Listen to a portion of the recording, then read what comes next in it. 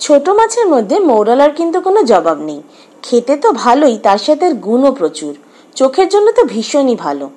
মৌরলা সাধারণত আমরা ঝাল খাই, কখনো বাটি চচ্চড়ি করে খাই, কখনো বা মৌরলার টক খাই। আজকে জিনিসগুলোকে একটু অদল বদল করে আমি একটা রেসিপি বানিয়েছি, খেতে কিন্তু বেশ ভালো হয়েছে। 500 গ্রাম মতো মাছ নিয়েছি আজকে। মাছটাকে প্রথমে ভালোভাবে পরিষ্কার করে নুন হলুদ মাখিয়ে রেখেছি।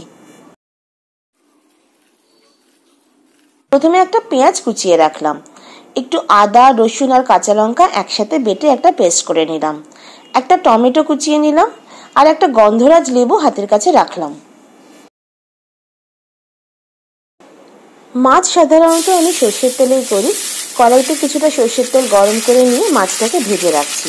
খুব একটা বেশি কড়া করে ভাজবো না, হালকা করে ভেজে রাখছি যাতে শক্ত না হয়ে যায়।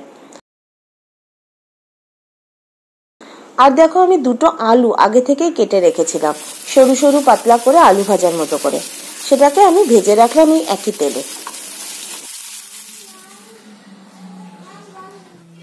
তেল গরম করে পেঁয়াজ কুচিটা প্রথমে তেলের মধ্যে দিয়ে দিলাম। পেঁয়াজটা যেই একটু ভাজা ভাজা হয়ে গেল, তখন একে একে নুন হলুদ আর কাশ্মীরি লঙ্কা গুঁড়োটা এর মধ্যে দিয়ে দিলাম। কিছুক্ষণ নাড়াচাড়া করছি। গ্যাসের ফ্লেমটা একদম আস্তে আছে যাতে মশলাটা পুড়ে না যায়। এরপরে যে আদা রসুন কাঁচা লঙ্কাটা বেটে রেখেছিলাম একসাথে, ওই পেস্টটা এর মধ্যে দিয়ে দিলাম। তারপরে আমি টমেটো কুচিটা এর মধ্যে অ্যাড করছি। মশলাটা ভালো মতোই কষানো হয়ে গেছে। এরপরে আমি যে আলুটা ভেজে রেখেছিলাম ওটা আমি এর মধ্যে দিয়ে দিলাম। আলুটা দিয়ে একটু নাড়াচাড়া করে আমি 1 বাটি মতো গরম জল দিয়ে দিলাম। দিয়ে ঝোলটাকে ফুটতে দেব, তার জন্য এটাকে একটা চাপা দিয়ে রেখে দিচ্ছি।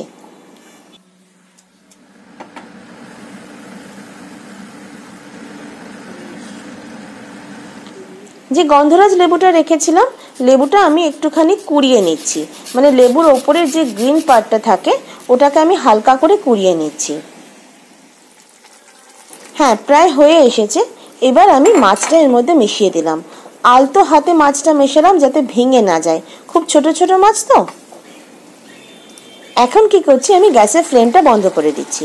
বন্ধ করে দিয়ে যে লেবুটা আমি কুড়িয়ে রেখেছিলাম, গন্ধরাজ লেবুর গ্রিন পার্টটা, ওটা আমি এর মধ্যে মিশিয়ে দিচ্ছি। আর মিশিয়ে দিয়ে কিছুটা গন্ধরাজ লেবু গোল গোল করে কেটেও রেখেছিলাম, সেটাও এর মধ্যে দিয়ে চাপা দিয়ে রেখে দেবো 10 মিনিট মতো। বেশ ঝাল ঝাল মাখা মাখা মৌরলার সাথে আলু পেঁয়াজ ভাজা, তার সাথে হালকা গন্ধরাজ লেবুর একটা ফ্লেভার, সব মিলিয়ে মাছটা কিন্তু গরম ভাতের সাথে খেতে দুর্দান্ত লাগে। তোমরাও বাড়িতে ট্রাই করে দেখো গন্ধরাজ মৌরলা। তারপরে প্লিজ আমাকে জানাতে ভুলো না কেমন লাগলো। আর যদি রেসিপিটা ভালো লেগে থাকে তাহলে প্লিজ আমাদের চ্যানেলটাকে লাইক অ্যান্ড সাবস্ক্রাইব করো।